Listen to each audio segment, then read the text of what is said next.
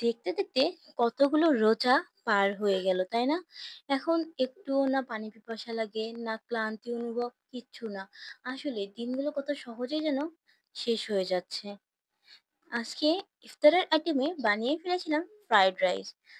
দামি রেস্টুরেন্ট থেকে খাবার না কিনে বাসাতেই অল্প কিছু সবজি দিয়ে আজকে আমি এই ফ্রাইড রাইসটা বানিয়েছিলাম। খেতে কিন্তু খুবই ভালো হয়েছিল। প্রথমেই আমি একটি কড়াইয়ে পানি ফুটিয়ে নিচ্ছি। পানি একবারে ফুটে আসলে এর মধ্যে ১ টেবিল চামচ পরিমাণ সয়াবিন তেল দিয়ে নিয়েছিলাম। এরপর পোলাওর চালটা দিয়ে দিয়েছিলাম। চালটা কিন্তু অবশ্যই 95% সিদ্ধ করে নিব। খুব বেশি সিদ্ধ হলে ফ্রাইড রাইসটা ঝরঝরে হবে না আর খেতেও ভালো লাগবে না। এবার এটাকে একটা গামলায় নামিয়ে আমি ফ্যানের কাছে ঠান্ডা করতে দিয়েছিলাম। সময় থাকলে ফ্রিজেও রেখে দিতে পারেন।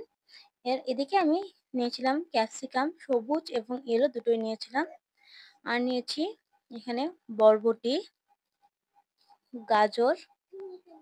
আমি আমার হাতের কাছে থাকা কয়েকটা সবজি নিয়েছি। আপনারা চাইলে আপনাদের ঘরে যে সবজিগুলো আছে সেগুলো দিয়েও বানিয়ে নিতে পারেন। এটা কিন্তু একেবারে বাধ্যতামূলক এই সবজিগুলোই লাগবে তা নয়। এবার চলে আসি মূল রান্নায়। প্রথমেই আমি একটি কড়াইয়ে তেল দিয়ে ২ টো ডিম ভেঙে ডিমের এটাকে বেশ ভালো করে ভেজে নেব। এখানে দিচ্ছি সামান্য পরিমাণে লবণ এবং দিয়ে দেবো সামান্য একটু ১ চিমটি মতো গোলমরিচের গুঁড়ো। খুব ভালো করে ডিমটাকে ভেজে নিতে হবে। একদম ভাজা, ভাজা করে নেব। এটা যেহেতু আমি মিশিয়ে দিব রাইসে পরবর্তীতে সবার শেষে দিব। এজন্য আমি ডিমটাকে ভালো করে ভাজা হয়ে গেলে নামিয়ে নেব। এবার ডিম নামানোর পরে একটা কড়াইয়ে তেল দিয়ে এর মধ্যে বরবটি, গাজর দিয়েছি যেগুলো কি শক্ত সবজি সিদ্ধ হতে সময় লাগে সেই সবজিগুলো আগে দিয়ে দেবো। এক্ষেত্রে ভাজাটা একটু তাড়াতাড়ি হবে। আমরা অনেকে জানি ফ্রাইড রাইসের সবজিগুলো হালকা একটু কাঁচা, কাঁচা থাকে। অনেকে চাইলে একটু ভাপেও নিতে পারেন। আমি ভাপ না দিয়েই নিয়েছি। দিয়ে দিচ্ছি পরিমাণ মতো লবণ। একটু নাড়াচাড়া করে নেব।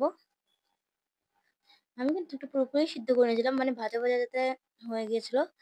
এবার দিয়ে দিচ্ছি এর মধ্যে রসুন কুচি আর একটু কাঁচামরিচ চিড়ে দিতে হবে। দিয়ে আবার একটু খুব ভালো করে ভাজা, ভাজা করে নেব। তো দেখো আমি কাঁচামরিচ এখানে ৩-৪ টা চিড়ে দিয়েছি। খুব বেশি ঝাল হবে না। দিয়ে দিচ্ছি ক্যাপসিকাম। ক্যাপসিকাম যেহেতু খুব বেশি সময় লাগে না সেজন্য সবার শেষেই দিয়ে দিব। যখন গাজরটা একটু সিদ্ধ হয়ে আসবে তখন আমি ক্যাপসিকামটা দিয়ে দিব। আর একটু লবণ দিয়ে দিচ্ছি আর গোলমরিচের গুঁড়ো এড করে দিয়েছিলাম। এবার রাইসটা এর মধ্যে দিয়ে দিব।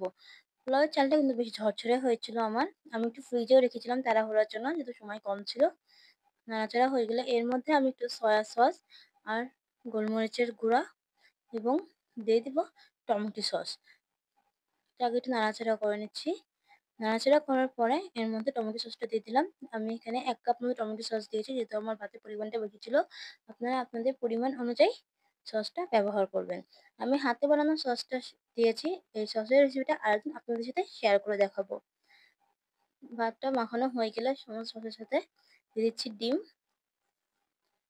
ডিম দেওয়ার পর একটু ভালো করে নাড়াচাড়া করে যখন কালারটা চেঞ্জ হয়ে আসবে তখন চুলাটা বন্ধ করে দিলে কিন্তু হয়ে যাবে। তো আমার একেবারে রেডি হয়ে গিয়েছে। দেখতেই পাচ্ছ সবজিগুলো সব ভালোভাবে মিশে গিয়েছে। সামনে, সামনে কালারটা কিন্তু আরো খুব বেশি সুন্দর এসেছিল। যাই হোক তৈরি হয়ে গেল আজকে ইফতার আইটেমের একটি অসাধারণ রেসিপি।